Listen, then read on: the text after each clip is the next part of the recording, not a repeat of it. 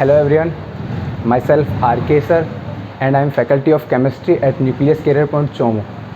देखो भाई, आज हम बात करेंगे 10th क्लास का जो 5th चैप्टर आपके बुक में केमिस्ट्री इन एवरीडे लाइफ। देखें इसका मीन क्या है। जो केमिस्ट्री इन एवरीडे लाइफ, आप जब सुबह उठते हैं और सोने से पहले जितनी भी चीज़ यूज़ करते हैं आप उसमें केमिस्ट्री को यूज़ करते हैं। जो केमिकल्स होते हैं, केमिस्ट्री मीन्स है केमिकल। तो आप जब उठने से बाद और सोने से पहले जितनी भी चीज़ें यूज़ करेंगे, इसका मतलब आप क्या यूज़ कर रहे हैं, केमिस्ट्री को यूज़ करेंगे। केमिकल्स के बिना आपकी जो डेली लाइफ है उसको इमेजिन नहीं किया जा सकता। देखिए जैसे एग्जांपल के तौर पे मैं आपको बताऊं कि आप सुबह उठते हैं, टूथब्रश करते हैं, जब आप ब्रश करते हैं जो कोलगेट यूज़ करते हैं उसमें भी क्या है, आपके केमिकल है। जैसे आप नहाते हैं, साबुन यूज़ करते हैं तो सॉप वगैरह जो यूज़ करते हैं उनमें भी क्या है, केमिकल्स है। अब उसके बाद में ब्यूटीफुल दिखने के लिए आप जो क्रीम वगैरह यूज़ करते हैं, स्पेशली गर्ल्स, वो भी क्या है, उनमें भी क्या है, केमिकल्स प्रेजेंट होते हैं। अगर मैं बात करूं, ये तो बात हो गई अपने डेली लाइफ अपने। अगर मैं बात करूं एग्रीकल्चर फील्ड में, तो एग्रीकल्चर फील्ड में भी आप केमिस्ट्री को यूज़ करते हैं। जैसे अगर आप खेत में खाद वगैरह देते हैं, उर्वरक जो भी होता है आपका, फर्टिलाइज़र, उनमें भी क्या है, केमिकल्स। जैसे DAP वगैरह जो भी आप देते हैं उनमें सब में क्या प्रेजेंट है, केमिकल प्रेजेंट होते हैं। अगर मैं बात करूं इंडस्ट्री लेवल पे, तो इंडस्ट्री लेवल पे भी आप जो सीमेंट वगैरह यूज़ करते हैं उसमें भी क्या है, केमिकल्स यूज़ होते हैं। यानी आप बिना केमिकल्स के लाइफ को इमेजिन नहीं कर सकते। बात समझ में आ गई। अब देखें इसमें अपन फर्स्ट टॉपिक पढ़ेंगे एसिड, बेस एंड साल्ट। इनकी बात करेंगे, एसिड, बेस एंड साल्ट। देखिए भाई, एसिड और बेस को समझने के लिए अपन इन दोनों को कंपैरिजन में पढ़ेंगे। अगर इन दोनों कंपैरिजन में स्टडी करेंगे कि एसिड और बेस में क्या क्या डिफरेंस होता है। ध्यान से सुने भाई,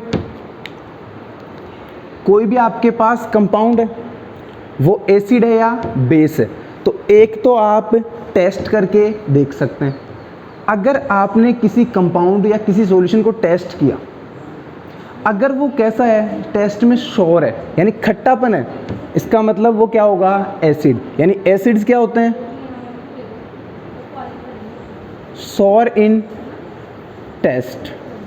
सही बात। अगर आपने किसी कंपाउंड को टेस्ट किया, अगर वो टेस्ट में कैसा आ रहा है, बीटर आ रहा है, यानी अगर कड़वा महसूस हो रहा है, इसका मतलब आपका जो सब्सटेंस है, कोई भी कंपाउंड है, वो कैसा होगा, बेस। यानी बेस क्या होंगे, बीटर इन टेस्ट। एक बात समझ में आ गई दोनों कंपैरिजन में कि जो आपका एसिड है वो तो टेस्ट में कैसे होते हैं, श्योर यानी खट्टा, और जो आपका बेस है वो टेस्ट में कैसा होगा, बीटर यानी कड़वा। नेक्स्ट दूसरी बात, अब हर एक कंपाउंड को तो अपन टेस्ट कर नहीं सकते, कुछ ऐसे भी कंपाउंड्स होते हैं जिनको अपन को बिना टेस्ट के पता करना होता है। जैसे मैं बात करूं, कोई भी हो, तो दूसरा क्या करते हैं अपन, एक लिटमस टेस्ट आता है। क्या किया जाएगा, जिनके लिए, जिनको अपन टेस्ट नहीं कर सकते, उन कंपाउंड के लिए अपन क्या करेंगे, एक लिटमस टेस्ट किया जाएगा। तो देखिए ये क्या होता है, लिटमस टेस्ट।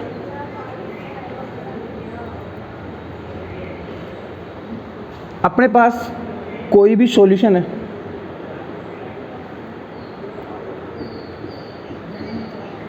अब जो लिटमस टेस्ट है उसमें लिटमस पेपर यूज होगा,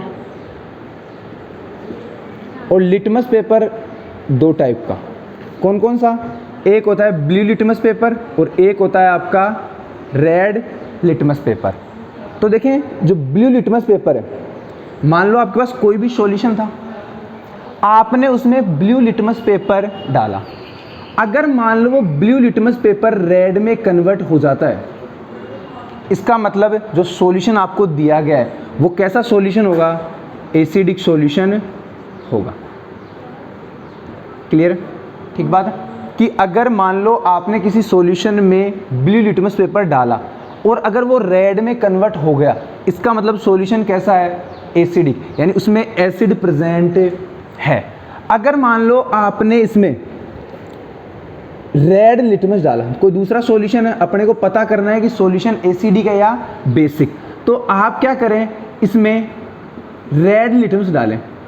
अगर आपने रेड लिटमस इसमें डाला, अगर रेड लिटमस किस में कन्वर्ट हो गया, ब्लू में, इसका मतलब जो आपको गिवन सॉल्यूशन है, it means given solution is a basic solution, इसमें क्या प्रेजेंट होगा, बेस प्रेजेंट होगा।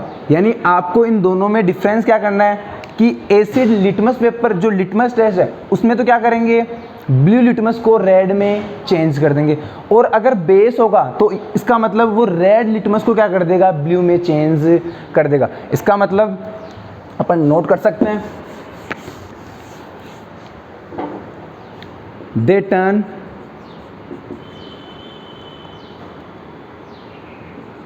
ब्लू लिटमस इनटू रेड, यानी जो आपके एसिड हैं वो ब्लू लिटमस को क्या करेंगे, रेड में चेंज करेंगे। और बेस की बात करें, they turn red litmus into blue, यानी बेस क्या करेगा, रेड लिटमस को ब्लू में चेंज कर देगा। नेक्स्ट डिफरेंस की बात करें, पीएच, जो एसिड्स हैं, एसिड्स की पीएच क्या होती है, लेस देन 7, यानी अगर मान लो आपको कोई भी सॉल्यूशन दिया गया है और कहा जा रहा है कि इसकी पीएच 7 से कम है, लेस देन 7 है, इसका मतलब सॉल्यूशन कैसा होगा, एसिडिक, उस सॉल्यूशन में एसिड क्या होगा, प्रेजेंट होगा। नेक्स्ट बात करें बेस की, तो बेस की जो पीएच है वो क्या होती है, ग्रेटर देन 7। अगर मान लो किसी सॉल्यूशन की पीएच 7 से ज़्यादा है, इसका मतलब सॉल्यूशन कैसा होगा, बेसिक सॉल्यूशन होगा। अब देखिए भाई, इनके एग्जांपल्स की बात करते हैं अपन, एसिड्स के एग्जांपल, HCl, इसका नाम होता है hydro chloric acid. Next H2SO4, इसका नाम होता है सल्फ्यूरिक एसिड। नेक्स्ट बात करें CH3COOH, इसका नाम होता है acetic acid. H2CO3 carbonic acid. ठीक है, हाँ भाई, बेस के एग्जाम्पल की बात करें, बेस के एग्जाम्पल NaOH, इसका जो नेम है वो है सोडियम हाइड्रोक्साइड। KOH पोटेशियम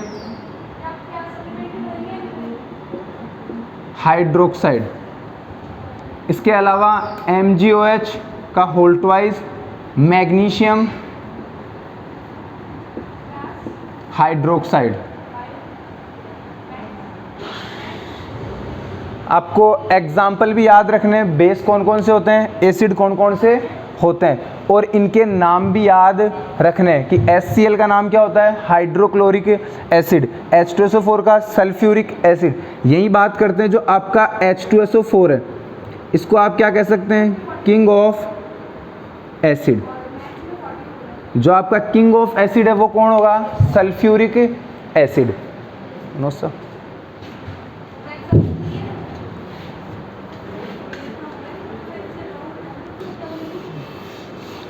हाँ भाई,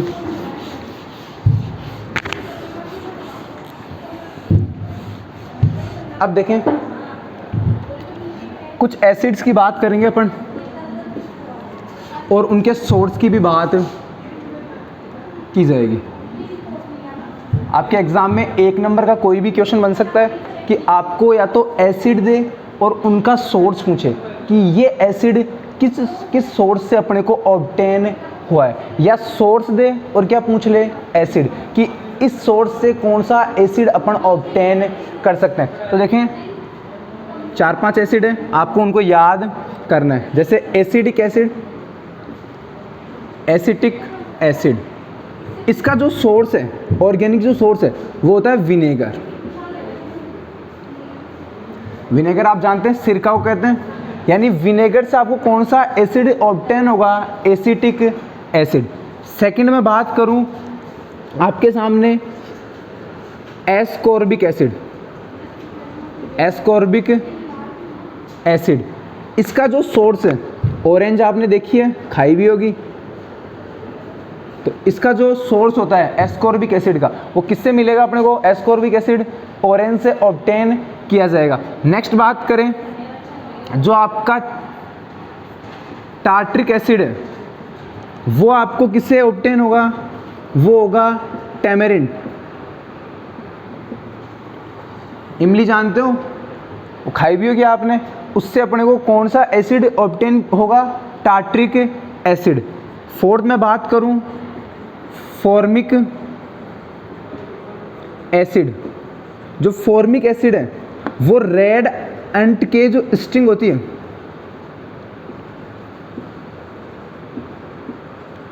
जो लाल चींटी होती है रेड एंट, उसका जो डंक होता है उससे अपने को कौन सा एसिड मिलेगा, फॉर्मिक एसिड। नेक्स्ट बात करते हैं, जो आपका HCl है, हाइड्रोक्लोरिक एसिड है, वो किससे ऑब्टेन किया जाएगा, गैस्ट्रिक जूस। किससे ऑब्टेन किया जाएगा, गैस्ट्रिक जूस। अब देखिए ध्यान से भाई, जो गैस्ट्रिक जूस है आपके सेकंड चैप्टर आपकी बुक में, उसमें अपन पढ़ेंगे, स्टमक में प्रेजेंट होता है, डाइजेशन में काम में आएगा, अपन इस गैस्ट्रिक जूस को वहाँ डिटेल में स्टडी करेंगे, ठीक बात है। अब नेक्स्ट, जो टाइप्स ऑफ हैं, एसिड्स के भी दो टाइप होते हैं और बेस के भी दो टाइप होते हैं, ध्यान से सुनिए कौन कौन से होते हैं। Acids are two types and base are two types. देखें पहले एसिड्स की बात कर लेते हैं। एसिड्स के जो टाइप हैं वो कितने होते हैं, टू टाइप्स। कौन कौन सा, फर्स्ट बात करूं strong acid, second weak acid. देखिए भाई, स्ट्रॉन्ग एसिड और वीक एसिड, पहले समझते हैं स्ट्रॉन्ग कौन से होंगे और वीक कौन से होंगे। देखिए भाई, आपके पास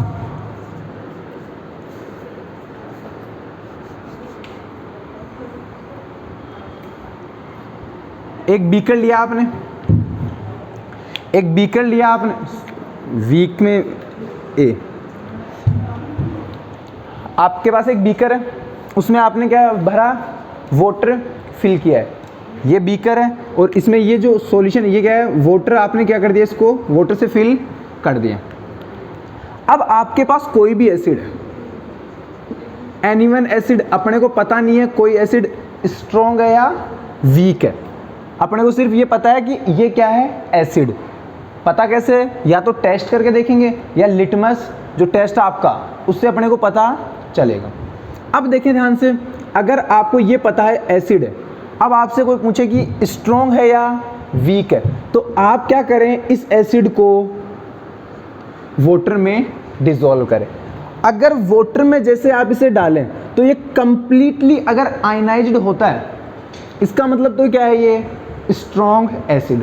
और अगर कंप्लीटली आयनाइज्ड नहीं होता, यानी पार्शियली आयनाइज्ड होगा, तब क्या होगा, वीक एसिड। जैसे मैं बात करूं HCl, मैंने HCl को वाटर में डिसॉल्व किया, जैसे ही HCl को वाटर में डालूंगा तो ये H+ और Cl- के फॉर्म में आयनाइज होगा, टूट जाएगा। इसका मतलब मैंने कितने लिए, एक HCl लिया, HCl का कितना मॉलिक्यूल लिया अपन ने, एक। मैंने एक मॉलिक्यूल को किस में डाला, वाटर में, तब मेरे पास एक ही तो मेरे को क्या मिला, H+ और एक ही क्या मिला, Cl-। सही बात है। अगर मान लो मैंने कितना डाला, दो मॉलिक्यूल, टू मॉलिक्यूल्स किसके लिए, मैंने HCl के, उनको वाटर में डिसॉल्व किया, तब मेरे को दो मॉलिक्यूल तो हाइड्रोजन मिली और दो मॉलिक्यूल ही Cl- मिला। अगर मान लो आप 10 डालेंगे, कितने मॉलिक्यूल्स डालते हैं आप, 10 मॉलिक्यूल्स। अगर आप 10 मॉलिक्यूल्स डालेंगे तब भी आपको हाइड्रोजन भी 10 मॉलिक्यूल्स मिले और जो आपका Cl- है वो भी कितना मिले, 10। इसका मतलब जितने भी मॉलिक्यूल्स आप डाल रहे हैं, कंप्लीटली आयनाइज्ड का मतलब है जितने भी मॉलिक्यूल आप एसिड के उस वाटर में डिसॉल्व करेंगे और कंप्लीटली जो जितने मॉलिक्यूल आपने अगर 100 किए 100 मॉलिक्यूल्स अगर आपने वाटर में डिसोल्व किए, अगर 100 के 100 H+ और Cl- में टूट रहे हैं, इसका मतलब जो आपको एसिड दिया गया है वो एसिड कैसा होगा, स्ट्रॉन्ग एसिड। क्लियर है।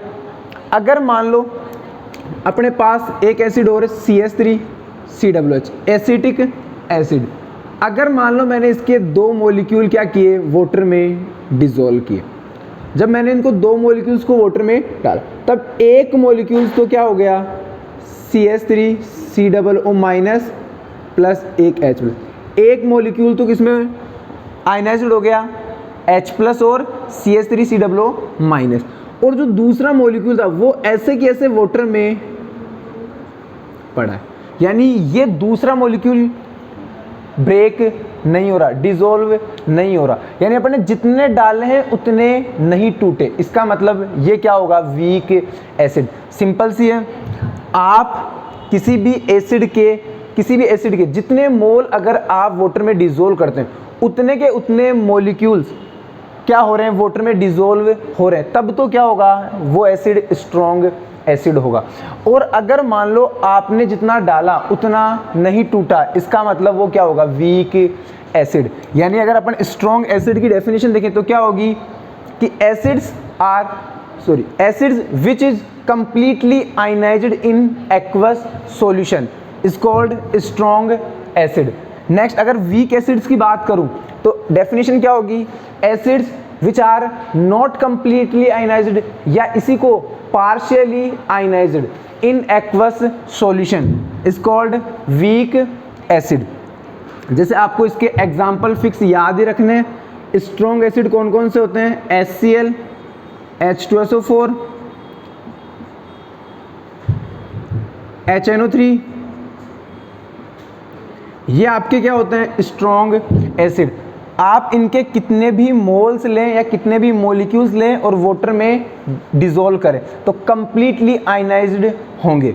नेक्स्ट बात करें वीक एसिड। वीक एसिड कौन कौन से होंगे, CH3COOH एसिटिक एसिड जो आपका है, जो आपका कार्बोनिक एसिड है H2CO3, ये किसके एग्जाम्पल होंगे, वीक एसिड्स के।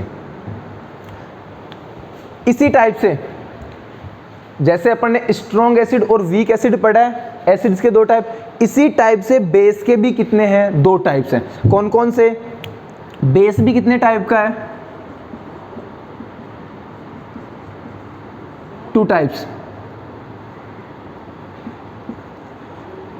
फर्स्ट बात करें स्ट्रॉन्ग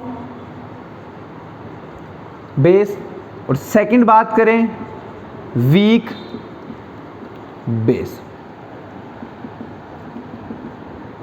देखें वही डिफरेंस है, जैसी डेफिनेशन अपन ने पढ़ी है एसिड, स्ट्रॉन्ग एसिड और वीक एसिड की पढ़ी है, वैसी की वैसी डेफिनेशन किसकी होगी, स्ट्रॉन्ग बेस और वीक बेस की। बस थोड़ा सा चेंजेज है, जहाँ जहाँ अपन ने एसिड लिखा है वहाँ वहाँ क्या लिखेंगे, बेस। जैसे अपन ने कोई भी अपन ने बेस लिया, अपन ने उस बेस को क्या किया, वही काम वाटर में डिसॉल्व कर दो। जैसे अपने पास कोई भी बीकर है, मैंने उसमें वाटर ले रखा है और मैंने उसमें बेस डाला है, जैसे NaOH एक बेस है, अभी अपन ने एग्जांपल में देखा था NaOH क्या है, बेस। तो NaOH को मैं क्या कर रहा हूँ, NaOH के 2 मॉलिक्यूल क्या कर रहा हूँ, वाटर में डिसॉल्व कर रहा हूँ। 2 मॉलिक्यूल वाटर में डिसॉल्व करूँगा तो दोनों मॉलिक्यूल Na+ और OH- में आयनाइज्ड हो जाएंगे, यानी टूट ब्रेक हो जाएंगे। 2 ही क्या बनेंगे, Na+ और 2 ही क्या मिल रहे हैं आपको, OH-। अगर आपके पास 2 मॉलिक्यूल NaOH है, आपने वाटर में डाला और वाटर में डालते अगर आपको 2 मॉलिक्यूल ही Na+ के मिले और 2 मॉलिक्यूल ही OH- के मिल रहे हैं, इसका मतलब जैसे इसको वाटर में डाल रहे हैं ये कंप्लीटली आयनाइज्ड हो रहा है। अगर आप इसके कितने लेंगे, 10 मॉलिक्यूल्स लेंगे तब भी 10 क्या मिलेंगे आपको, Na+ और 10 ही क्या मिलेंगे, OH-। इसका मतलब ये जितना अपन डाल रहे हैं कंप्लीटली क्या हो रहा है, आयनाइज्ड हो रहा है। इसका मतलब ये कैसा है, बेस होगा, स्ट्रॉन्ग बेस। स्ट्रॉन्ग बेस के एग्जांपल NaOH, KOH। अगर मैं बात करूं वीक बेस, वीक बेस वही डेफिनेशन तो आप कि base which is partially ionized in aqueous solution, और स्ट्रॉन्ग बेस की definition base which is completely ionized in aqueous solution is called strong base. Example क्या होगा वीक बेस का, जो आपका MgOH का होल ट्वाइस और NH4OH, NH4OH का जो नेम है वो क्या होता है, अमोनियम हाइड्रोक्साइड। इसका नेम क्या होगा, अमोनियम हाइड्रोक्साइड।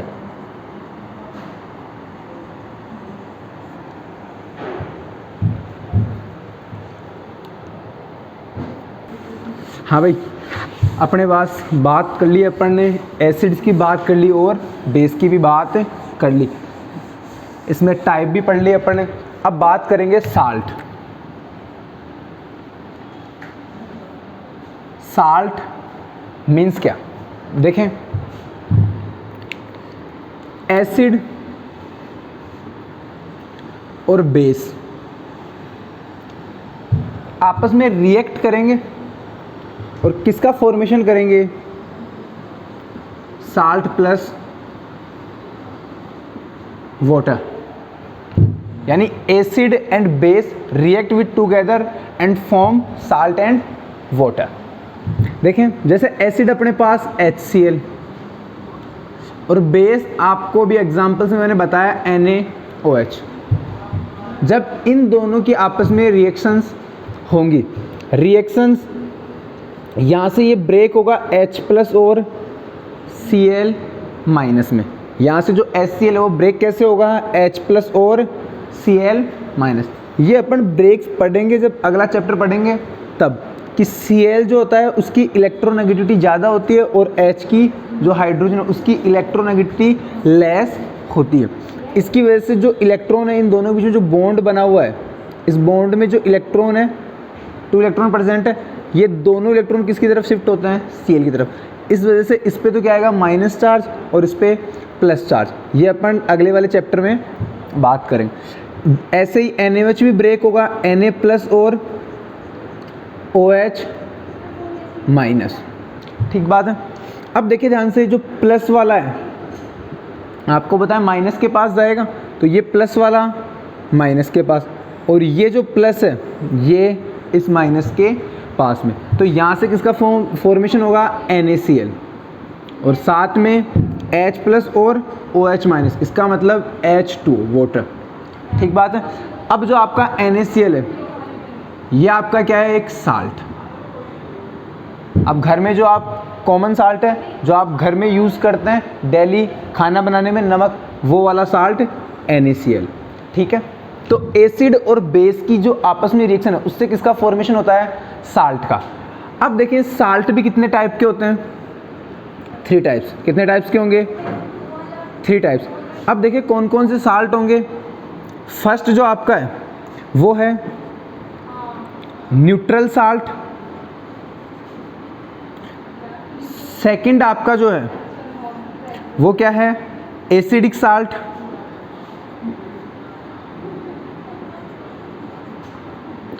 और जो थर्ड आपका है वो कौन सा होगा, बेसिक सॉल्ट।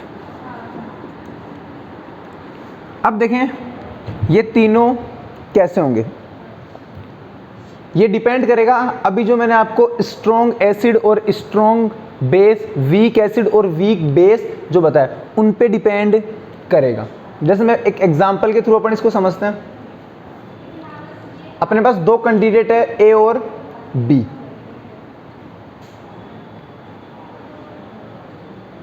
ए और ये कौन अपने पास, बी। इनके बीच में अपन ने एक रस्सी इनको पकड़ा दी। अब देखें ए का वेट भी कितना है, 40 kg, और इसका वेट भी कितना मान लें आप, 40 kg। दोनों का, ए का वेट भी कितना है 40 kg, बी का वेट भी कितना है 40 kg। और ये जो बीच में इनको अपने रस्सी दी है, ये इस रस्सी को खींच रहे हैं और दोनों बराबर फोर्स लगा रहे हैं। ये भी 40 kg का है और ये भी 40 kg का है, और ये दोनों बराबर फोर्स लगा रहे हैं रस्सी को खींचने में। तो आप सोचें इस साइड वाला भी बराबर दम लगा रखा है और इसने भी बराबर, तो क्या रस्सी कहीं हिलेगी क्या? रस्सी बिल्कुल बीच में, इन दोनों के बीच में ऐसे के ऐसे रहेगी। ठीक बात है। अब देखें इसका मतलब एसिड, ए का मतलब अपन क्या मानेंगे? एसिड। बी का मतलब बेस। इनके नाम मान लेते हैं एसिड और बेस। तो ए ने भी उतना ही फोर्स लगाया जितना बी ने लगाया, तो रस्सी कहीं नहीं लेगी, यानी वहीं उसी पोजीशन पे रहेगी। अब एक बात तो, यानी ये भी कैसा है? एसिड भी कैसा है? स्ट्रॉन्ग, और बेस भी कैसा है? स्ट्रॉन्ग। दोनों बराबर क्या है? यानी दोनों स्ट्रॉन्ग है, दोनों में जो कैपेसिटी है, दोनों खींचने की कैपेसिटी क्या है? बराबर, स्ट्रॉन्ग और स्ट्रॉन्ग। यानी आपको ये तो कन्फर्म है, साल्ट जैसे ही नाम आएगा इसका मतलब एसिड और बेस आपस में क्या करेंगे? रिएक्ट। तो एक बात तो, साल्ट जो बनेगा वो तो एसिड बेस रिएक्शन से बनेगा। यानी अब एसिड और बेस, अब देखिए न्यूट्रल साल्ट कब बनेगा? जब एसिड भी कैसा हो? स्ट्रॉन्ग। एसिड भी कैसा हो? स्ट्रॉन्ग, और बेस भी कैसा हो? स्ट्रॉन्ग। तब तो क्या होगा? जो बनने वाला साल्ट है, क्योंकि आपने सबने एक लाइन आपको याद ही रखनी है, लर्न करना है कि एसिड और बेस आपस में रिएक्ट करेंगे तो क्या बनाएंगे? साल्ट। यानी इन दोनों से बनेगा तो साल्ट, पर वो कौन सा साल्ट बनेगा? Neutral salt. क्यों बनेगा? क्योंकि दोनों बराबर के हैं। ठीक बात है। नेक्स्ट मैं बात करूं, अगर मान लो अपन ने इस एग्जांपल में एक का क्या कर दिया? वेट, सॉरी, एक का वेट अपने पास कितना है? 40, और बी का वेट क्या कर दिया? 20 kg। यानी अब बी जो है, बेस जो है, वो कैसा? कमजोर हो गया, इसका वेट क्या है? कम। इसका मतलब ये कमजोर हो गया, तो ये